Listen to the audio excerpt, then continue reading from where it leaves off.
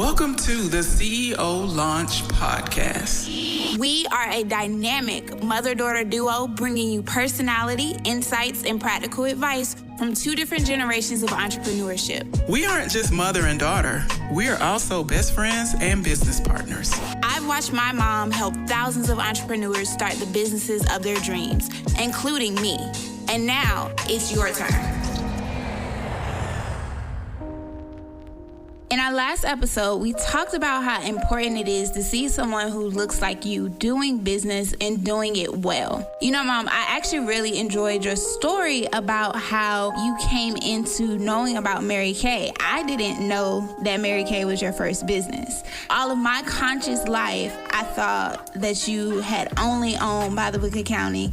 And so for today's episode, I thought that maybe we could talk about how those sometimes almost an in-between businesses lead us to our purpose. Yeah, I believe that Mary Kay was definitely that bridge that brought me to my purpose, because also in the last episode, I talked about how entrepreneurship was never on my radar. I really thought that I was going to get a job and work for 30 years and retire. And so entrepreneurship wasn't something that I ever intended to do or to be an entrepreneur. I remember meeting people that wanted to be entrepreneurs, and I thought, wow, you're brave. But here we are, you know, like 20 years later and kind of still doing this thing. When I think about Mary Kay and what it did for me, it introduced me to something that I didn't think I could do.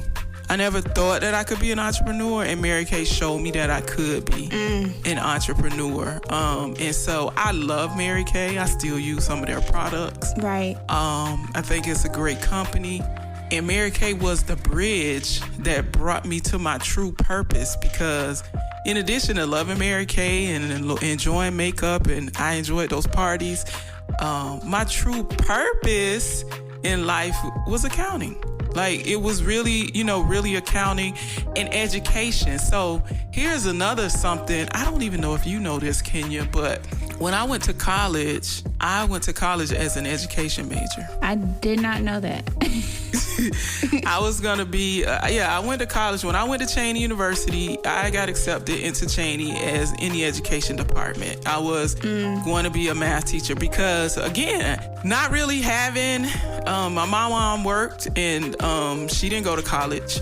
And so, I'm first generation college student. The only thing I knew to be was I could be a teacher, Right, because that's what you saw. Yeah, that's what I saw. So I went to Cheney to be a teacher, and after one semester, I took education courses, and I thought, I don't think I want to do this. Again, that's the 17, 18-year-old me. I think I was 17 because my birthday's in October. So 17, 18-year-old me was saying, I don't think I want to do this. And I had a professor at Cheney.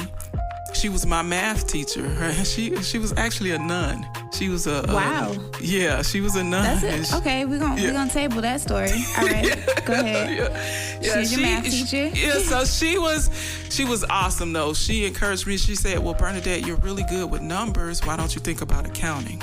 And again, I never thought about accounting, and I did. I took an accounting class the next semester and fell in love. I love that. Yeah. I think college does that for you. Like, I don't even remember what I was supposed to do when I came into school, but I did not think I was going to graduate with the degree that I got. So I definitely, I get that, and I appreciate that. That's so cool. So you were almost a teacher. I'm glad you weren't, though.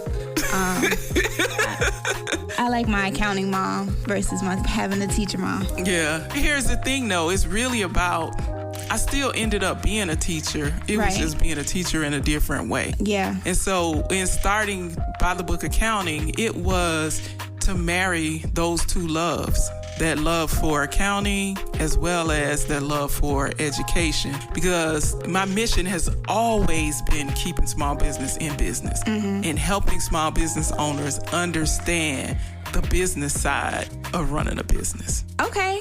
You know what? So we're talking about missions, right? In my head, I have about 3 questions that I want us to answer just so that the listeners can also think about, how does these questions resonate with their own business, right? So the questions I have crafted are, what was your personal mission to start your business? So again, my personal mission was that just to keep small business in business, because one of the things that I recognize about business is people don't go out of business because they don't know how to do what they do. Mm-hmm. They go out of business because they don't know how to run a business. And there is a very distinct difference between baking a banging red velvet cake, which is something that I can do, by the way. Okay. And she can't know. You know I can. Yeah, she throw down. And running a bakery. There's a very distinct difference between baking that red velvet cake and running a bakery. Mm-hmm. People say to us, like me and my husband, well, he and I, we're always cooking. Right. And people say, y'all should cater. And it's like, it's a big difference between enjoying cooking food. Yeah. Right. And being in a catering business. Mm-hmm. And so when I think about my personal mission, it was really about helping people marry those two, like being able to do the stuff that you're really good at, the stuff that you enjoy doing, but also understanding that there are some other things to running that business that you might not enjoy doing, but they need to be done. You know, as you said that, I've been with quarantine getting into a whole bunch of different shows, and one of the YouTube series that I really enjoy, they follow a lot of what Disney has become over the years. And one of the biggest things that I've taken away from it is Walt Disney was definitely like this innovator. He was imaginative. He created things that didn't exist, but he wanted to see. But if Walt Disney was by himself, Disney today would not exist, because he was not a businessman. Like, he had great ideas, but all of the other structural things that went with business, that was his brother, Roy. And Roy kept Disney afloat, and Roy was able to fund all of the different things that Disney wanted to bring to life. And so I think as business owners, it's important for us to, you know, if you don't have a partner in business, at least try to find somebody that can give you that structure to tell you how to accountability. To actually do business. Because to your point, like, you can bake all the cakes in the world, but, you know, are you going to be able to keep your books together? You know, what's your marketing Do you know plan? how to manage your costs? Right. You know, all of those pieces kind of go into it. So I think that's a really great point. So, you know, and as we're talking about it, in business, there are those times, for me especially, I feel like I have these really big highs that I call hustle mode. And I'm in hustle mode and my head is down. That's my favorite phrase. My head's down, I'm focused, I'm getting done what I need to get done. And then I go into what I like to call Garfield mode. And Garfield mode is I am eating all the lasagna, spaghetti, pasta, ice creams, all of those things. I'm taking all the naps. I have, you know, just hustled my way into this great idea, this great project. And now I'm tired. I want to chill. What is it? One, do you feel like you have like a hustle versus Garfield? And then also, what keeps you going in your business? Like, what gets you out of Garfield mode back into hustle mode and just charging through? Especially being in business for 20 years, close to 20 years now. Like, about that. Yeah. When we add them all up, yeah. Yeah. So what pushes you through? I think at different stages of the business, there were different motivators. So when we think back to the beginning, when the business started and you were a little girl and it was just you and I, you were my motivation. Like, this little girl needs to eat every day. Yeah. And we need to be able to stay. We got used to sleeping indoors and eating every day and all that kind of stuff. And so those things, for real, those things were motivators. Right. So that was a piece of it, because by year 5, By the Book Accounting was our sole source. That was what was paying all of the bills. So money was a motivator.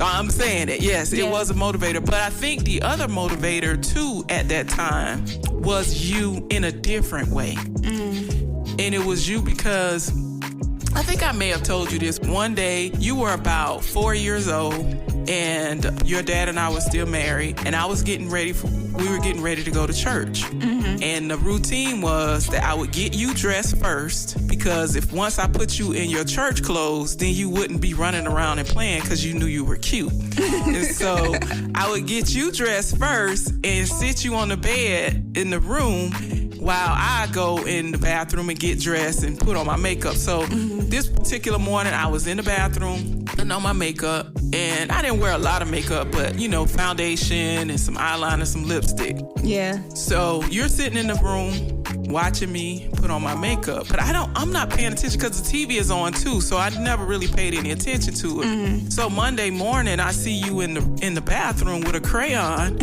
trying to put on eyeliner. And it was like, that was the moment when I realized, like, this little girl is watching me. Yeah. This little girl is watching me, and I can't quit because she's watching me.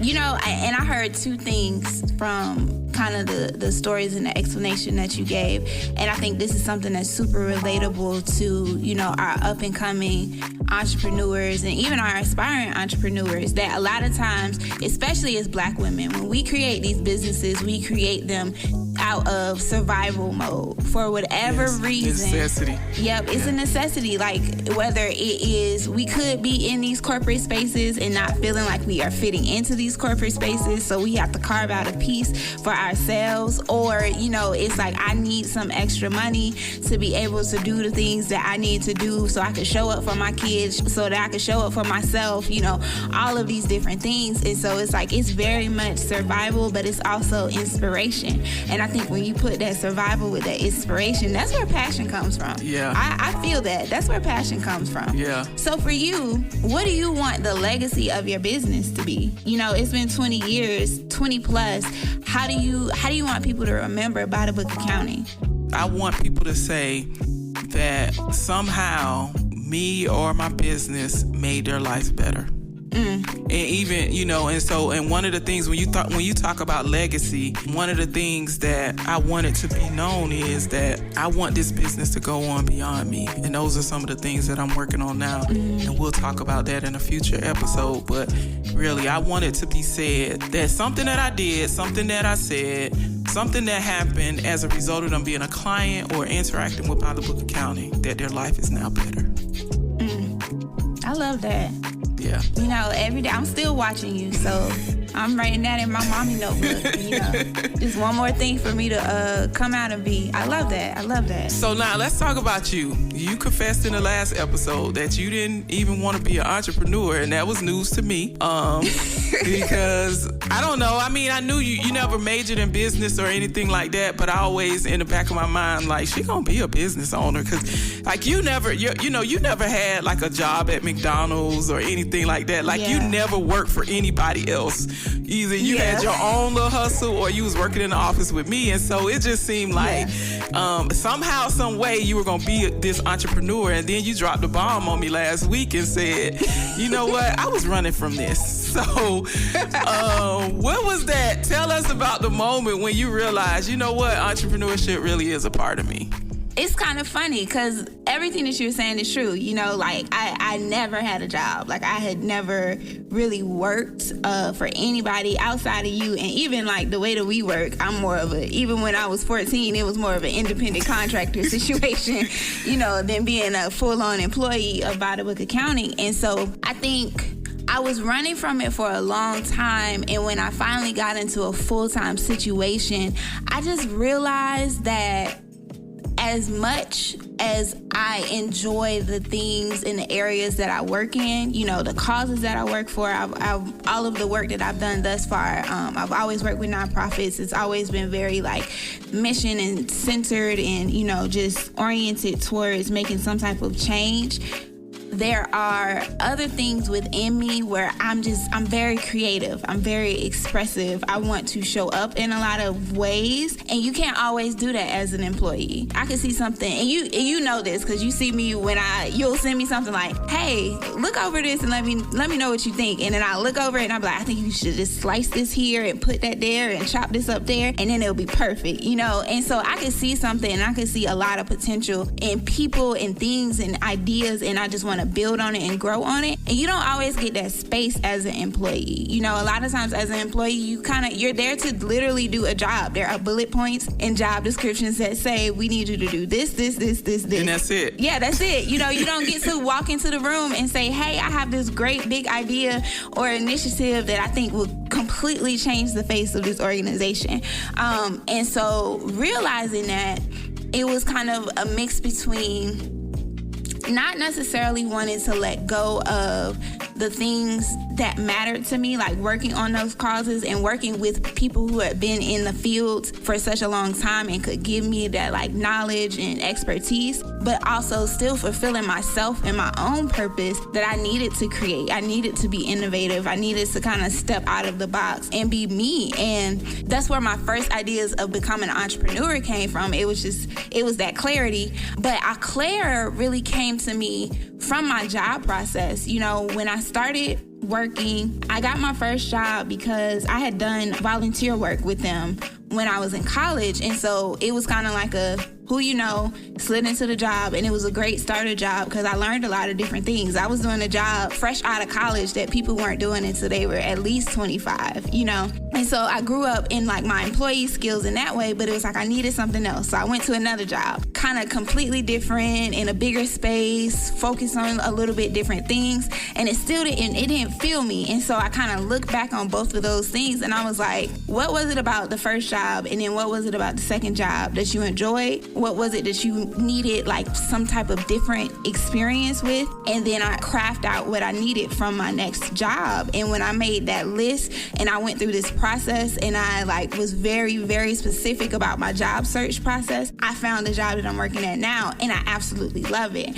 And I just had this big old like light bulb, like, wait a minute, all of my friends hate their jobs. You know, all of my friends are like complaining and we're constantly going to happy hour to forget how we hate our jobs. But what if I can figure out a way that we can find jobs that fit us, not that just pay the bills, that, you know, get us into certain spaces, but that fit who we are, that we could show up as our real authentic selves. And Claire came to me and I was like, I'm going to help people. I'm going to help people find those jobs. I'm going to help people show up in the workplace as themselves. It's been a process and like getting a lot of clarity, but it's definitely been my driving force to just remember that it's not just me that I'm doing this for. I'm doing this for everybody else so that people can feel as elated about their workspace that I do.